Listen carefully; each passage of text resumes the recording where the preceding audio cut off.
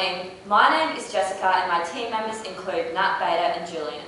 We have chosen to analyse the business strategies of Sigma Pharmaceuticals for this piece of assessment, in order to effectively investigate how Sigma's business plan can be improved, maintained or changed. An external and internal analysis of the pharmaceutical industry, including a competitor analysis, was conducted. By addressing the strategic issues, analysing the concerns and fulfilling the gaps in the market, several strategies will be recommended to ensure Sigma's success in the pharmaceutical industry. Sigma is an Australian company who specialises in the wholesale, retail and distribution of pharmaceuticals. They have recently sold their manufacturing division to Aspen Pharmacare to overcome their debt of approximately $876 million. Sigma currently holds a 27.1% market share, placing themselves third in the Australian marketplace. In order to assess the company effectively, an external analysis of the pharmaceutical industry was performed. The political and legal factors the industry faces is the expiration of patents and the pharmaceutical benefit scheme. A pharmaceutical company is in great risk of facing a loss of market share and net profit due to the expiration of patents due to cheaper generic products becoming a preference to chemists and consumers.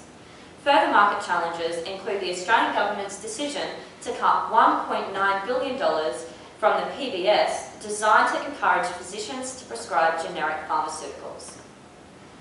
86% of 85-year-olds currently require medicines to reach optimum health, and with the ageing population, this proves the future demands of healthcare is set to rise significantly. Another issue is the expanding number of consumers becoming more knowledgeable and thus more aware. For example, more actions are being taken to prevent diet-related illnesses such as obesity. The innovation of new and improved technologies, including R&D and business information systems, means the pharmaceutical industry is constantly evolving and at a fast rate. In terms of environmental issues, this sector must expect the entrance of new diseases and outbreaks. The Australian pharmaceutical industry totaled an income of $7.17 billion in steady growth compared with previous years. High-value mergers are becoming popular within the global industry, which may threaten companies in Australia. These are both important economic issues within the marketplace. To ensure a steady position within the industry, it is imperative Sigma's competitors are investigated. There are three major companies within the Australian pharmaceutical industry, Sigma, Symbion and API, who collectively hold a 90% share of the entire market.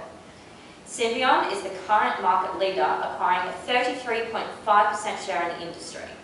They pride themselves on strong stakeholder relationships, efficient delivery of products and flawless technological systems. API places second, representing a 29.4% market share.